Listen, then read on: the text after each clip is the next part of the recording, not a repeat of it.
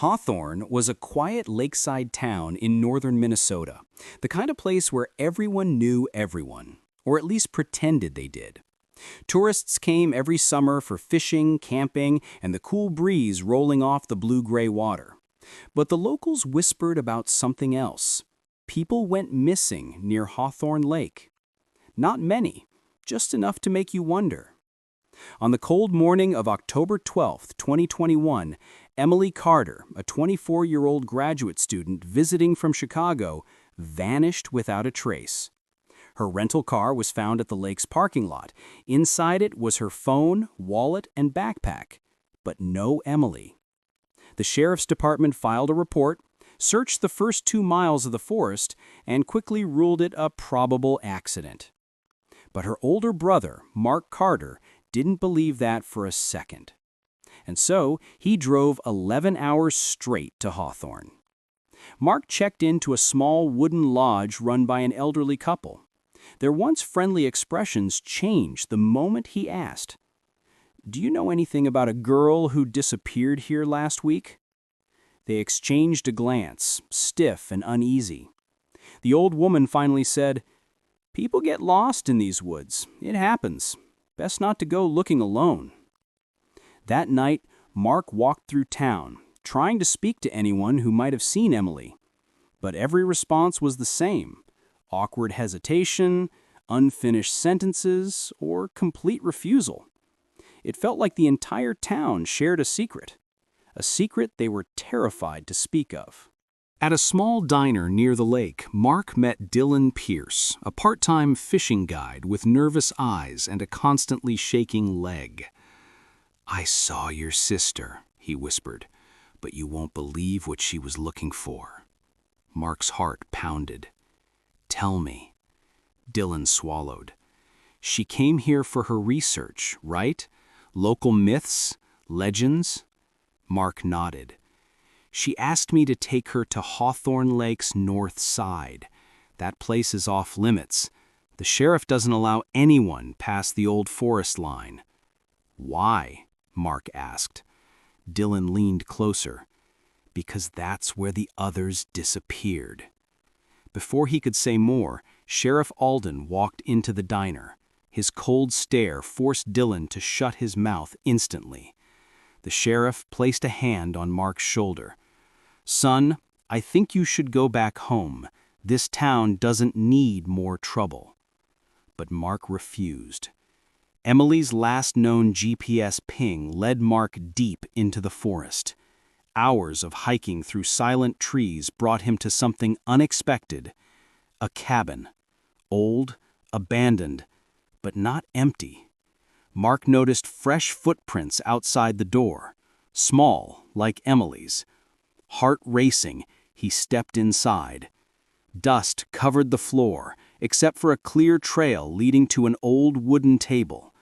On it lay Emily's notebook, a lantern, and a map of Hawthorne Lake marked with red circles.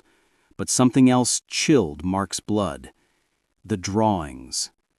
Emily had sketched dozens of shadowy shapes lurking near the lake, accompanied by frantic notes. "They watch from the shoreline. They don't like the light. If I disappear, don't trust the sheriff." Before Mark could process everything, he heard a twig snap outside. Someone, or something, was approaching. Mark hid behind the table, clutching the lantern. Footsteps creaked on the cabin floorboards. A dark silhouette moved in the doorway. "Mark?" a trembling voice whispered. It was Dylan. "You shouldn't be here," he said, panic in his voice. "They'll come out soon." "Who?" Mark demanded.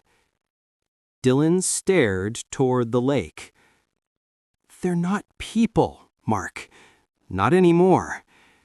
Before Mark could question him, a chilling sound echoed through the woods. A low, wet, gurgling noise, like something dragging itself across the ground. Dylan's face drained of color. "They're here. He grabbed Mark's arm, pulling him out the back exit. What Mark saw next froze him. Figures were emerging from the trees, tall, bent, with long silhouettes and hollow faces. Their skin was pale, almost waterlogged, like drowned bodies. Dylan whispered, "Hawthorne Lake doesn't just take people, it keeps them." Mark and Dylan sprinted toward the north shore. They reached a cliffside trail where Emily's jacket was caught on a branch. Mark yelled her name desperately. From somewhere below, a faint voice replied, "Mark!" Emily. She was alive. Mark climbed down the rocky slope to find her hiding inside a small cave, shivering, terrified, but breathing. "They're attracted to movement, and Dylan, he tried to help me escape." But when they climbed up, Dylan was gone. Just a single wet footprint remained on the ground. Emily told Mark everything. She had discovered evidence that the lake was chemically contaminated decades ago by a corporation the town depended on.